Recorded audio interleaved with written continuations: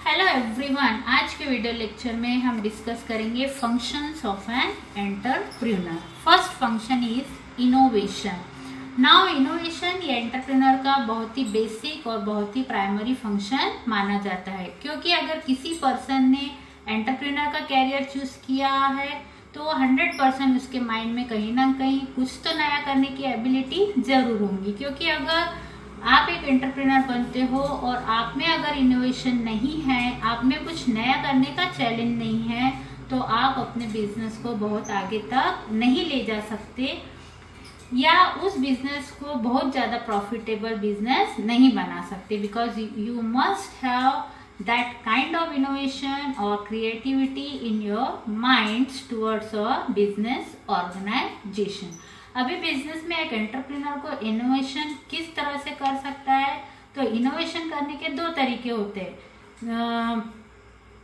सब लोग कहते हैं कि कुछ तो नया करो, लेकिन नया एग्जैक्टली क्या करना होता है। तो बिजनेस में इनोवेशन के लिए इन दो बातों को ध्यान में रखिए कि अगर एंटरप्रेन्योर को कोई इनोवेशन बिजनेस में करना है तो अपने एग्जिस्टिंग प्रोडक्ट, मतलब जिस प्रोडक्ट को वो अभी तक प्रोड्यूस कर रहा है और सेल कर रहा है, तो वो उसका एग्जिस्टिंग प्रोडक्ट है, तो वो अपने एग्जिस्टिंग प्रोडक्ट के अंदर कुछ उसकी प्रोडक्शन मेथड को चेंज करके या उसके अंदर किसी और प्रोडक्ट को मिक्स करके उसके कलर को, उसके साइज को, उसके शेप को अगर चेंज करता है और वो मार्केट में उस प्रोडक्ट को फिर से इंट्रोड्यूस करता है, तो यह भी एक प्रकार का इनोवेशन है। पहला इनोवेशन किस प्रकार का था, जहां पर एग्जिस्टिंग प्रोडक्ट के अंदर बदलाव करके उसको आप मार्केट में इंट्रोड्यूस कर रहे हो, तो ये भी एक प्रकार का इनोवेशन हुआ। सेकेंड टाइप में एंटरप्रेन्योर एकदम न्यू प्रोडक्ट जो मार्केट में अभी तक किसी ने भी इंट्रोड्यूस नहीं किया, ऐसा एकदम नया प्रोडक्ट मार्केट में इंट्रोड्यूस करो, यह भी एक प्रकार का इनोवेशन होता है। तो ये इनोवेशन दो तरीके की हुए, या तो अपने एग्जिस्टिंग प्रोडक्ट के अंदर चेंज करके आप कोई नया प्रोडक्ट बनाओ, या आप मार्केट में कोई ऐसा नया प्रोडक्ट लेकर आओ जो प्रोडक्ट अभी तक मार्केट में किसी ने इंट्रोड्यूस नहीं किया। ऐसे दो टाइप की एक्टिविटी अगर आप करते हो तो you are in the line of innovation. Okay, और एक लाइन याद रखना है कि a businessman must be a innovator, क्योंकि बिजनेसमैन और इनोवेशन ये दोनों साथ साथ चलते हैं। जब तक आपके बिजनेस में इनोवेशन चलेगा तब तक आप अपने बिजनेस में कुछ नया करते रहोगे, आपका बिजनेस डेवलप होता जाएगा। लेकिन जिस दिन आपके बिजनेस ने इनोवेशन करना स्टॉप कर दिया, वहीं पर आपके बिजनेस में प्रॉब्लम क्रिएट होना शुरू हो जाएंगे। इसलिए हमेशा बिजनेस में इनोवेशन, कुछ तो नयापन लाना is very important for an entrepreneur. Second point is determination of objectives. Now, जैसे कि आपको पता होगा, ऐसे बहुत से बिजनेस ऑर्गेनाइजेशन है जो बिजनेस ऑर्गेनाइजेशन शुरू होने के कुछ समय बाद तुरंत बंद हो जाते हैं। क्यों? क्योंकि ये एक ऐसे अनट्रेन्ड एंटरप्रेन्योर होते हैं जो अपने बिजनेस को शुरू तो कर देते हैं, लेकिन उनके पास अपने बिजनेस को डेवलप करने का कोई एक ऑब्जेक्टिव वो लोग डिसाइड नहीं कर पाते, वो अपने ऑब्जेक्टिव को निश्चित नहीं कर पाते। तो बिजनेस ऑर्गेनाइजेशन में एंटरप्रेन्योर की रिस्पॉन्सिबिलिटी होती है कि अपने बिजनेस के ऑब्जेक्टिव्स को डिसाइड करना। नाउ एक एंटरप्रेन्योर अपने बिजनेस के ऑब्जेक्टिव्स को डिटरमाइन करने के लिए मार्केट सिचुएशन के अकॉर्डिंगली अपने ऑब्जेक्टिव्स को डिटरमाइन करता है। फॉर एग्जांपल, हमारे देश में जब ट्रेडिशनल मेथड से बिजनेस किए जाते थे, जब जूनी पद्धति से व्यापार किया जाता था, तो जूनी पद्धति में लोगों का माइंड में ऑब्जेक्टिव इस तरह से थे। जूनी पद्धति का प्राइमरी ऑब्जेक्टिव था प्रॉफिट मेकिंग। उनकी सोच थी कि दैट प्रॉफिट कमाना है, तो उनके लिए सबसे पहला इम्पोर्टेंट उनके लिए था, उनका प्राइमरी ऑब्जेक्टिव था प्रॉफिट कमाना। उनके लिए पहले प्रॉफिट इम्पोर्टेंट था, उनके लिए पहले पैसा कमाना इम्पोर्टेंट था, और सेकेंडरी ऑब्जेक्टिव उनका था कस्टमर सेटिस्फेक्शन। तो पहले प्रॉफिट कमाना है और कस्टमर सेटिस्फेक्शन हो या ना हो उससे फर्क नहीं पड़ेगा, क्योंकि प्रॉफिट कमाना है ऐसा ट्रेडिशनल मेथड के ऑब्जेक्टिव्स में है। लेकिन अगर मॉडर्न बिजनेस की हम बात करें, जहाँ पर एक ही प्रोडक्ट को बेचने की so many competitors are there, customer obviously market में पहले की अपेक्षा बहुत ज़्यादा है, तो ऐसे सिचुएशन में हमें अपने ऑब्जेक्टिव्स को चेंज करना होता है। तो जैसे कि ट्रेडिशनल मेथड में प्राइमरी ऑब्जेक्टिव्स प्रॉफिट मेकिंग था और सेकेंडरी ऑब्जेक्टिव कस्टमर सेटिस्फेक्शन था। लेकिन मॉडर्न बिजनेस में जो प्राइमरी ऑब्जेक्टिव होता है वो होता है कस्टमर सेटिस्फेक्शन, और एक बार आपका कस्टमर सेटिस्फाइड हो गया तो सेकेंडरी ऑब्जेक्टिव्स को अचीव करने की जरूरत नहीं है, वो अपने आप ही अचीव हो जाएगा। दैट इज कॉल्ड एज अ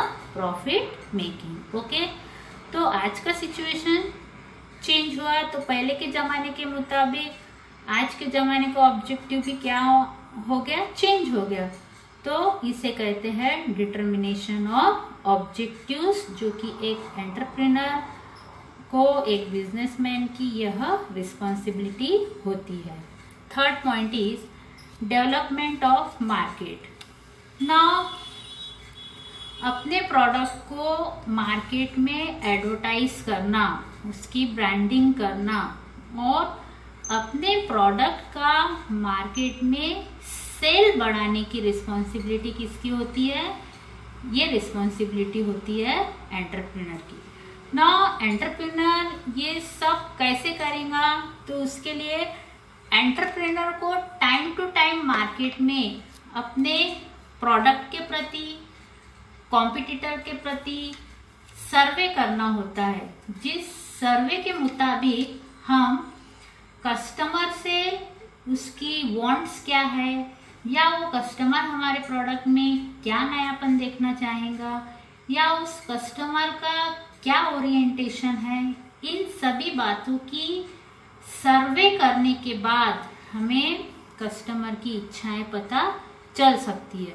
और इन सभी इच्छाओं को कंसिडर करके जो भी सर्वे रिपोर्ट बनती है, उस सर्वे रिपोर्ट के अकॉर्डिंगली एक एंटरप्रेन्योर अपने प्रोडक्ट में चेंजेस लाता है, अपने प्रोडक्ट में बदलाव लाता है, और उन बदलाव के साथ उन प्रोडक्ट को कस्टमर तक पहुंचाता है, जिससे कि कस्टमर हमारे प्रोडक्ट से ज़्यादा सेटिस्फाइड हो सके, जिससे हम अपने बिजनेस ऑर्गेनाइजेशन को कॉम्पिटिटिव वर्ल्ड में एक दूसरे से आगे लेकर जा सके।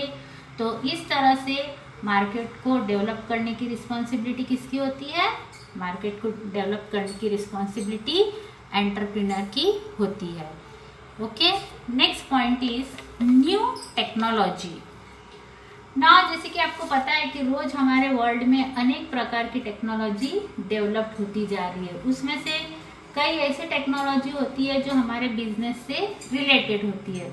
इस टेक्नोलॉजी को हम अपने बिजनेस में अडॉप्ट कर ले तो शायद हम हमारे प्रोडक्ट में एक नया बदलाव, एक नई तकनीक की मदद से मार्केट में हम लोग सेल कर सकते हैं। तो इसलिए एक एंटरप्रेन्योर को हमेशा अपने बिजनेस को टेक्नोलॉजी के मामले में अपडेट रहना चाहिए, कि जैसे कि मार्केट में कोई नई टेक्नोलॉजी आती है जिसका हमारे बिजनेस के साथ में रिलेशन है, ऐसे टेक्नोलॉजी को बिजनेस में तुरंत अडॉप्ट करने का काम एंटरप्रेन्योर ने करते रहना चाहिए, जिससे कि कस्टमर की वांट्स को वो एक एडवांस लेवल पर जाकर के सेटिस्फाइड कर सके, जिससे कस्टमर आपके प्रोडक्ट को खरीदने में ज़्यादा संतुष्टि महसूस कर सके। लेकिन ये तब कब होगा? जब आप अपने प्रोडक्ट में, अपने बिजनेस में new innovation, new technology, advance technology को समय समय पर इंट्रोड्यूस करते रहोगे। Next point is good relation. Now good relation में एक एंटरप्रेन्योर को अपने बिजनेस ऑर्गेनाइजेशन के डिफरेंट लोगों के साथ हमेशा मीटिंग्स करनी होती है, जैसे कि कस्टमर के साथ, सप्लायर के साथ, बैंकर्स के साथ, इन्वेस्टर के साथ। ऐसे अलग अलग पर्सन होते हैं जिनके साथ एक बिजनेसमैन को हमेशा वार्तालाप करते रहना होता है। अगर अच्छा रिलेशन बनाकर रखता है तो अगर समझो कल जाकर के बिजनेस ऑर्गेनाइजेशन में किसी भी प्रकार का कोई डिफिकल्ट सिचुएशन अगर आता है तो उस सिचुएशन को फेस करने में एंटरप्रेन्योर को हेल्प मिलती है। लेकिन वो हेल्प तब मिलेंगी जब एंटरप्रेन्योर ने इन सभी के साथ अच्छा रिलेशन मेंटेन किया होगा। फॉर एग्जाम्पल, अगर समझो मार्केट में रॉ मटेरियल का अगर शॉर्टेज है और ऐसे कंडीशन में अगर आपका सप्लायर के साथ अच्छा रिलेशन है और उसने अगर कुछ रॉ मटेरियल की स्टॉकिंग अपने पास करके रखी है, तो आपका यदि उसके साथ अच्छा रिलेशन है, अच्छा रिलेशन मेंटेन है, तो उस कंडीशन में जिस समय मार्केट में रॉ मटेरियल की शॉर्टेज है उस समय वो आपको रॉ मटेरियल प्रोवाइड कर सकता है। लेकिन वो तब कब करेगा? जब आपके उसके साथ अच्छे रिलेशन होंगे। उसका समझो आपने उसका पेमेंट को अगर आप टाइम टू टाइम पेड करते हो, उसे जब आप रिस्पेक्ट देते हो, वो सारी चीज़ें आप म्यूचुअली कनेक्ट रहोगे तो उस समय आपको पूरा फायदा मिलेगा। उसी प्रकार अगर इन्वेस्टर के साथ आपका संबंध अच्छे है, अच्छे रिलेशन है इन्वेस्टर के साथ, तो whenever there is a financial crisis in the business organization that person will help your business. ऐसे प्रकार के प्रॉब्लम से, फाइनेंशियल समस्याओं से बचने के लिए वो व्यक्ति आपको हेल्प करेगा, बशर्त आपको उसके साथ अच्छा रिलेशन मेंटेन करना पड़ेगा। तो एक एंटरप्रेन्योर को ये एक बेसिक बात पता होनी चाहिए कि हमें बिजनेस करने के लिए, अपना ऑब्जेक्टिव्स अचीव करने के लिए कब कौन से व्यक्ति की जरूरत पड़ जाए, तो इन सभी व्यक्तियों के साथ हमारे अच्छे रिलेशन मेंटेन होना चाहिए। तो जब भी जिस पर्सन की रिक्वायरमेंट होंगी वो पर्सन हमें अपने हिसाब से हमारी हेल्प करेगा, जिससे कि हम अपने बिजनेस को फंसे हुए प्रॉब्लम से लेकर आगे निकाल कर ले जा सके। तो बिजनेस में एक proper relation between the superior and subordinates को मेंटेन करने का काम किसका होता है? एंटरप्रेन्योर का। और बिजनेस ऑर्गेनाइजेशन में जितना बेटर रिलेशन एक सुपीरियर और सबऑर्डिनेट में होगा, आपके बिजनेस को ग्रो करने में उतनी ही आसानी होगी। सो गुड रिलेशन को मेंटेन करने की रिस्पॉन्सिबिलिटी किसकी होती है? गुड रिलेशन को मेंटेन करने की रिस्पॉन्सिबिलिटी एंटरप्रेन्योर की होती है। Okay, next point is organizing funds. जैसे कि हम जानते हैं कि एंटरप्रेन्योर जो है ये फोर्थ फैक्टर्स ऑफ प्रोडक्शन है, तो इससे बाकी फैक्टर्स को ऑर्गेनाइज करना पड़ता है, रिसोर्सेज को ऑर्गेनाइज करना पड़ता है और सबसे अहम फंड्स को ऑर्गेनाइज